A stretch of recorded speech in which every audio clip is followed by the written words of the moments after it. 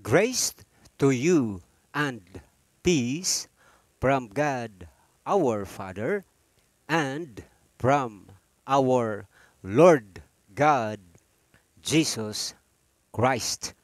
Our topic for the day we shall call your unholy Trinity. Satan, the beast, and the false Christ.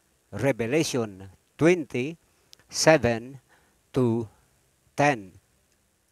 Ating makikita ngayon sa social media na ang inyong false Christ na Santo Papa ay puspusan na ang pagkilos upang pag-isahin na ang lahat na relihiyon sa buong mundo. Judaism, Christendom, Islam. At ang natitirang iba pang relihiyon ay walang magawa kundi ang sumunod sa agos. Ito'y tatawaging Abrahamic family, the one world religion na nagtataguyod sa buong mundo na mayroon lamang iisang Diyos. Na ang Diyos ng bawat relihiyon is one and same entity, singular in number and no one else.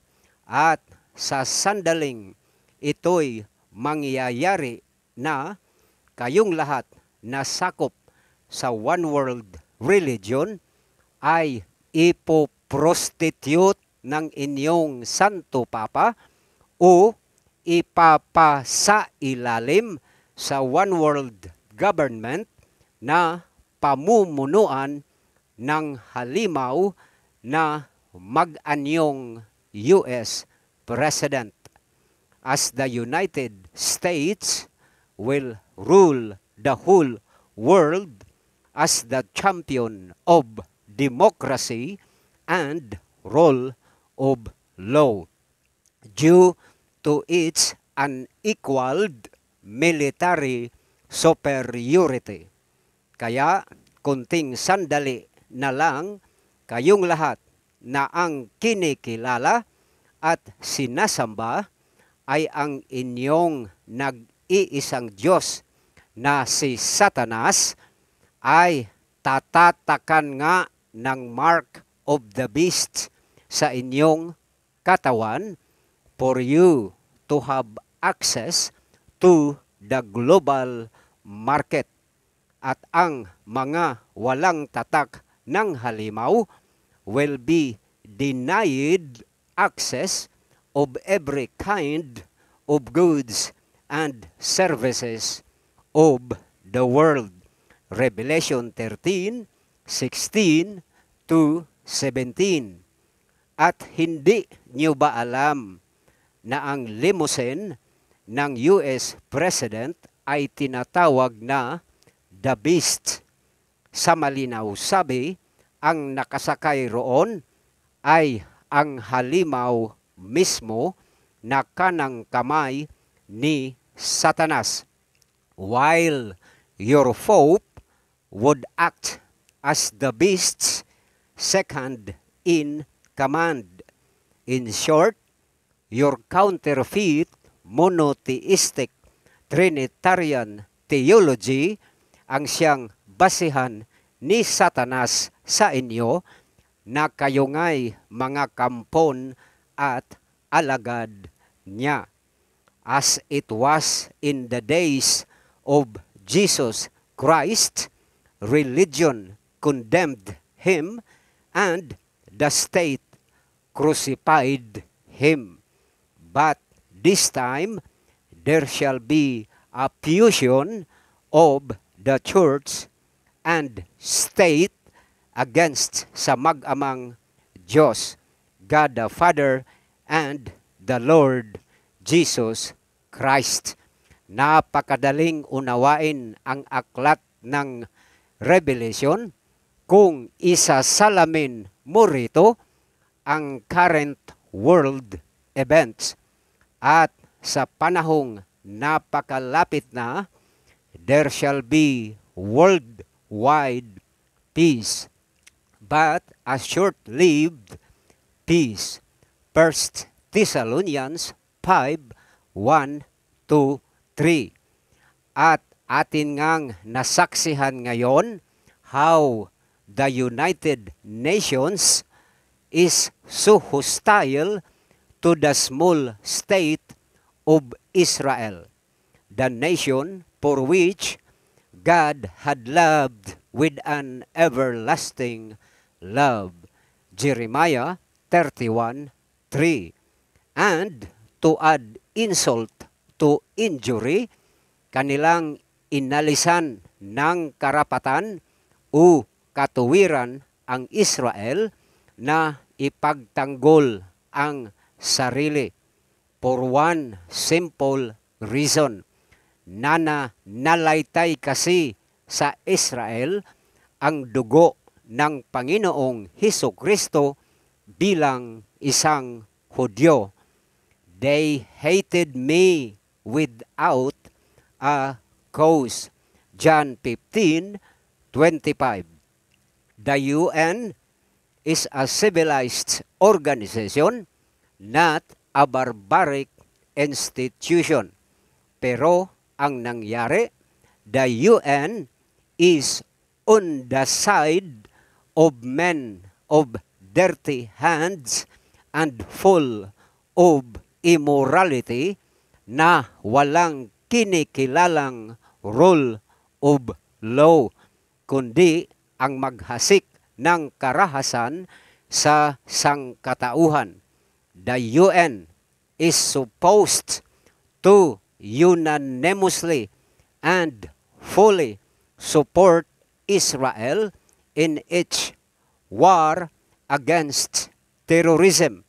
But on the contrary, the UN countenanced the terrorists, for it cannot be that barbarians ang mangingibabaw over a civilized society. At dahil si Yahweh mismo na naging Kristo Jesus ang nagbigay sa Israel ng lupang pangako, tandaan ninyo ito, enemies of Israel. Si Kristo Jesus din ang magtanggol mismo sa Israel. But sad to note na sa sandaling uupo na ang halimaw as the ruler of the world, na magkunwaring isang US President, mangyari nga that America shall totally abandon Israel, and at that critical juncture ay tuluyan na ngang matutupad to the letter ang Matthew 24:2. So much so that the remaining Western Wall or Wailing Wall ay ganap na ngang mawawasak. And when there seems to be no hope left for Israel to survive, Matthew 24:21-22, then out of the blue, darating ang Panginoong Hesukristo, not only to save Israel, Romans 9:27-29, but also to execute the wrath of God and slay everyone na may tatak ng halimaw with the sword na lumalabas sa bibig ng Panginoong Hesukristo. Through the beast na nag-anyong US President and your false Christ na Santo Papa into the fiery lake of burning sulfur. Revelation 19:20-21. At ang inyong kaisa-isahang Diyos, si Satanas, ang diablong dragon, will be chained and imprisoned by Jesus Christ for a period of 1,000 years into the abyss. Revelation 20:1-3a. That is the initial or the first Armageddon conducted or executed by Jesus Christ himself. Then follows immediately thereafter the millennial reign of Jesus Christ. And after the millennial reign of Jesus Christ, Satan will be released from prison at kanyang pamumunuan ang sindami ng buhangin sa tabing dagat na sangkatauhan sa buong mundo at kanilang papaligiran si Hesus Kristo kasama ang millennial saints na nagkakampo sa Jerusalem.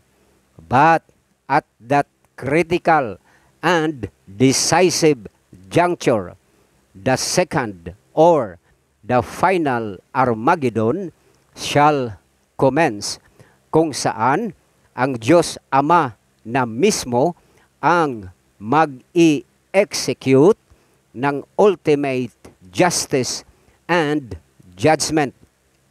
Ang mismong magtapon ng inyong nag-iisang Diyos, ang diablong Satanas, doon sa dagat-dagatang apoy, kung saan itinapon din ng Panginoong Hesukristo ang halimaw, the beast, at ang inyong false Christ na Santo Papa. Revelation 20:9-10. And God the Father, as a consuming fire, Hebrews 12:29, devoured everyone na sindami ng buhangin sa tabing dagat. Ngayon, nakita at naintindihan na ninyo na dalawa nga talaga ang Diyos. Sa unang Armageddon, si Hesukristo ang nag-execute ng wrath of God gamit ang espada na lumalabas sa kanyang bibig. Samantalang sa final Armageddon, ang Diyos Ama na mismo ang nag-execute ng ultimate justice and judgment as a consuming fire. Kaya iba ang Ama at iba rin si Kristo.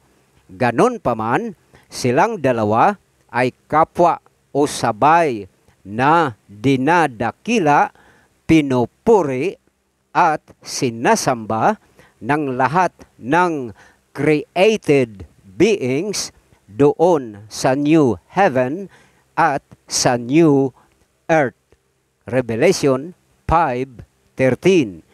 Kaya ang tanong ko sa inyo, saang banda sa new heaven or new earth matatagpuan ang pinangalandakan ninyong nag-iisang Diyos, ang inyong blasphemous at unholy Trinity? Answer me. Ang tunay at totoong Diyos ay dalawa. John 5:23, John 17:3. Ang Diyos ay hindi isa na tatlo, ni tatlo na isa.